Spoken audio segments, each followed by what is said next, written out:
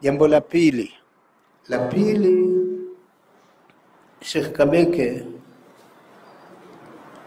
uwe tayari tu katika ule utayari alionao mufti wetu, na wewe uige ule utayari wa kumsikiliza asiyekuunga mkono.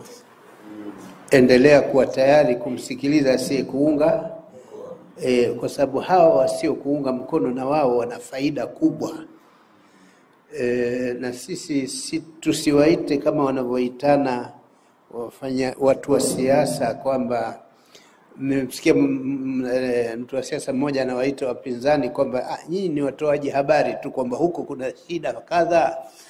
Unaona, yani wale wapinzani ni watoaji taarifa, amewafanya hivyo. Lakini lugha ile mimi siipendi kuwaelekezea waislamu wenzetu kwamba wao nao watoaji taarifa. Wao ni wachangiaji wa mawazo. Tuwachukulie kwamba wanachangia mawazo, ila wa baadhi ya wachangiaji wengine wanakuwa ile njia hawatumii nzuri, inakera kidogo.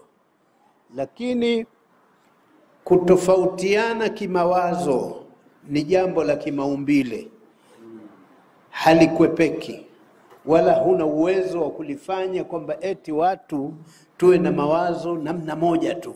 Hapana, lazima mawazo yawe tofauti. Ila kule tunako yaelekezea yale mawazo yetu ya kukosoa, tunayaelekezea wapi? Ikiwa tunayaelekezea upande wa kujenga, hapo tutafanikiwa. Lakini ikiwa tunaelekezea upande wa kukomoa, yule ana cheo cha shekhe wa mkoa, sasa ngoja nimkomoe mimi mpaka awe hatakiwi. Yani unamkosoa si kwa ajili kwamba waislamu baadaye wanufaike na kukosoa kwako ili kifanyike kizuri zaidi. Mpaka yule jamaa aondoke pale katika cheo kile. Hiyo mbaya. Kwa mfano wengine kama hivyo wanasema kwamba Kabeke huyu ana vigezo vyote vya ushekhe wa mkoa, ila kwa sababu tu ni Muha. Muha ni kabila miongoni mwa kabila alizoziweka Mungu. Muha ni kabila miongoni mwa makabila aliyoyatengeneza Mungu. Qur'ani inasema ya ayyuhan nasu inna khalaqnakum min dhakarin wa untha وجعلناكم شعوبا وقبائل لتعارفوا إن أكرمكم عند الله أتقاكم إن الله عليم خبير. Kwa hiyo mtukufu wetu mbele ya Mwenyezi Mungu ni yule hodari wa kumcha Mungu. Kwa hiyo huyo Muha akiwa hodari wa kumcha Mungu na kumtumikia Mungu kwa maneno na vitendo, huyo ndo mtukufu wetu. Hataki wa Muha gani? Maki mwingine wa chini huko basi, huyo. Unaona? Kwa sababu Makuraishi walijaribu siku moja, Makuraishi siku ile ya Fathi Makkah, walikimwa na adhana ya Bilal. Mtume sallallahu alayhi wasallam akamwamrisha Bilal aadhin. Jamaa wakasema mpaka leo tena bado adhana Bilal tu. Naona Bilali ni mtu mweusi katoka Ethiopia, tena pale akaja kuwa ni Mtwana. Sasa tena mpaka leo muadhini awe huyu Mtwana. Leo adhini Mwarabu. Mtume akasema haya, na adhiniki we Mwarabu. Alivyoadhini Mwarabu, vitabu vya sera vinasema kaadhini Mwarabu, wameswali walichoswali kuisha, malaika wameshuka wameuliza, mbona leo hatukusikia adhana? Mbona leo hatukusikia adhana? Sasa swala iliyofuata akarudi yule muadhini wa siku zote. Unaona, jamani mmesikia adhana? Kwa sababu tumesikia. Kwa sababu hizi adhana hizi malaika wa mbingu ya kwanza wanasikia hizi adhana zetu hizi. Hao malaika walikuwa wingu wa kwanza wanasikia. Sasa siku ile alivyoadhini Mwarabu adhana ya unsurie, ubaguzi wa rangi, malaika, yani Mungu hakuipa nafasi ipande angalau hapo wingu wa kwanza, haikwenda. Unaona? Sasa na huyu awe Muha, awe Mdengereko, awe Mnyagato, awe nani, awe mtu wa Kilwa, Matumbi au Mgindo, unaona? Lakini hebu sikilizeni hii Qur'an, wallahi alazim. Mwenyezi Mungu, mimi sikusifu mbele yako usoni kwako, lakini nimeridhishwa sana na qiraa yako, alafu Mungu kakupa sauti nzuri. Unasali unaona raha mtu kwamba ndio niko Mwanza hivi kwa Wasukuma. Wallahi manake ndio niko kwa Wasukuma hivi. Sasa kumbe sio Msukuma, ni mtu wa Kilwa, lakini yuko wapi kwa Wasukuma? Maana dharfu alionani wenyewe ni wa Wasukuma. Palitoka vitu namna hii. Alhamdulillah. Ili mradi tumesali sala ya Ijumaa ambayo naamini Mungu ameiridhia. Amin. Sasa mimi nasisitiza Mufti kusema kweli kule mjini kawakusanya wapinzani wote, wanakuja ofisini kwake wote. Tena wengine na wasiwasi hata ule mufti wenyewe wanautaka wao. Sio kwamba wana upinzani tu hivi na ule mufti wanautaka wao, lakini hao ndio mbele ya mufti ndio wapigaji Fatiha hao katika shughuli zake. Sasa utayari yule wa mufti tumuige. Mufti yuko tayari kweli kuzungumza na mtu yoyote na nini, imalaki kajiweka katika nafasi ya ulezi kuwalea watu wote. Sasa mimi nasisitiza kusema kwamba tofauti ya mawazo ni nzuri, ni afya, kuliko ingalikuwa mawazo ya kwa aina moja tu jamit, hayana maana. Sasa leo iwe Mwanza, iwe Dar es Salaam, iwe wapi, lazima tukubali kuwa na tofauti ya mawazo. Mbele ya Bwana Mtume watu walitoa mawazo tofauti, na Mtume hatimaye alikubali yale mawazo tofauti, akayafanyia kazi, kwa sababu yalikuja kuwa ni mazima ya kujenga. Kapiga kambi mahala katika vita ya Badri, mahala ambapo kisima cha maji kiko kule mbele, wao wako hapa. Kwa maana ya kwamba maadui wakipata kiu cha maji wana urahisi wa kuyapata maji, na wao masahaba watayapata, lakini maadui wana nafasi ya kuyapata. Na ile vita adui yako muombe njaa.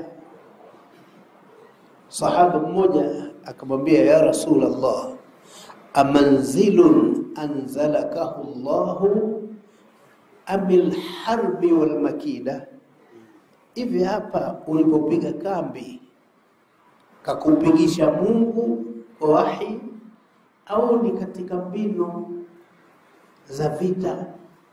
Mtume moja kwa moja akasema, hii mbinu tu ya vita, sina wahi, yani sina ufunuo ulioniambia nikae hapa. Yule sahaba akamwambia, hapa sikiwa hivyo, hapa pafai, panapofaa haya maji haiichi kisima hichi kiwe nyuma yetu, sisi tukabiliane na hao. Sisi tukiwa na kiu mmoja anakwenda kule huko, wao wakiwa na kiu mpaka kuvuka hapa tutawaua wote. Mtume akakubaliana na lile. Naona, kwa hiyo Mtume anapewa mashauri na mtu asiyepewa wahi, na mtu ambaye ikipimwa akili ya Mtume na yule bali kweli, lakini Mtume alikubali. Mtume katika sulhul Hudaybiyah ilipobidi watahallal na ihram, Mtume katoa amri, jamani, tokeni katika ihram.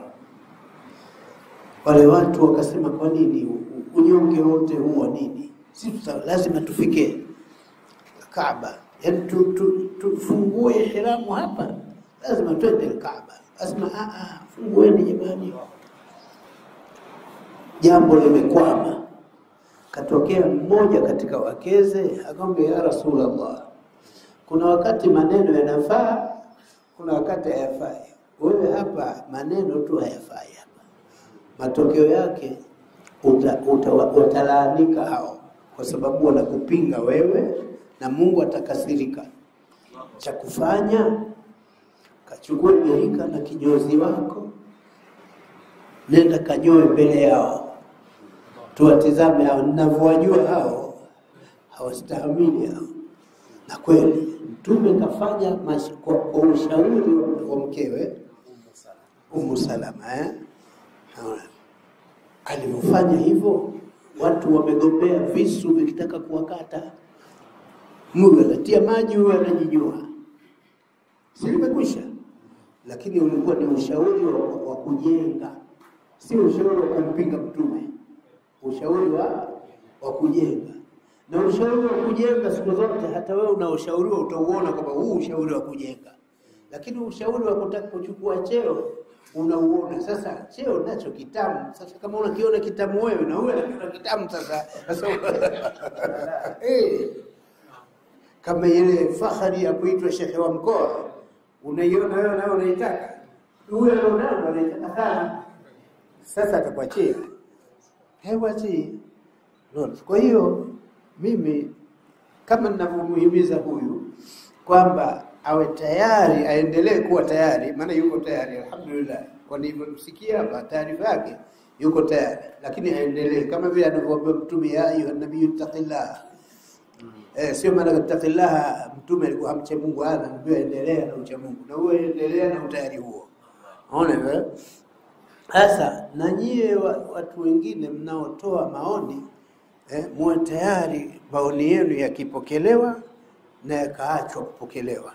Kwa sababu pia sio kiongozi halazimiki kupokea maoni na kuyafanyia kazi. Analazimika kuyapokea maoni na kuyatizama, lakini anaweza akayafanyia kazi na anaweza asiyafanyie kazi. Sayyidina Ali ibn Abi Talib aliposhika madaraka baada ya Sayyidina Uthman, walivomtaka ndugu wa Uthman alipe kisasi mapema, kamate watu wachinjwe, Sayyidina Ali aliona si maslahi hivi sasa hivi.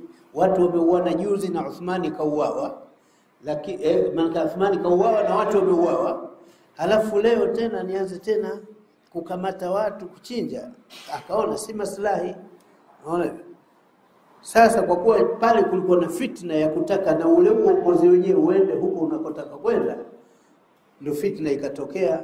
Matokeo yake ikabidi Saidina Ali ahame pale, amekufa, yale yalitokea kama mnavyojua. Sasa sio kila wakati lazima huyo kiongozi apokee mnayomletea. Sasa wengine wanaforce lazima sasa ina maana huko ni mchizi huyo kiongozi, sio lazima. Kwa hiyo jamani, kwa kuwa muda huu sio muda wa kusema sana, nimesimama kusalimia tu, na nimesimama kumpongeza shekhe wa mkoa kwa haya aliyesimulia kwamba yanafanyika, na sisi ndio tunavyotaka yafanyike. Lakini waislamu waliobakia, mumsaidie shekhe wenu wa mkoa.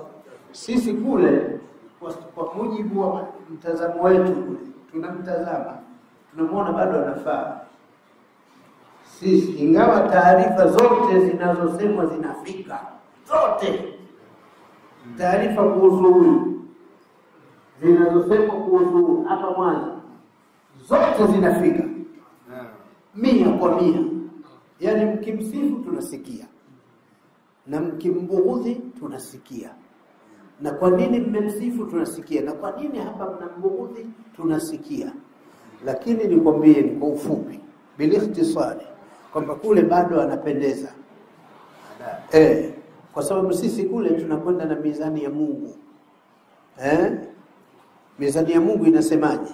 Fa amma man thaqulat mawazinuhu fahuwa fi 'ishatin radiyah wa amma man khaffat mawazinuhu fa ummuhu hawiya.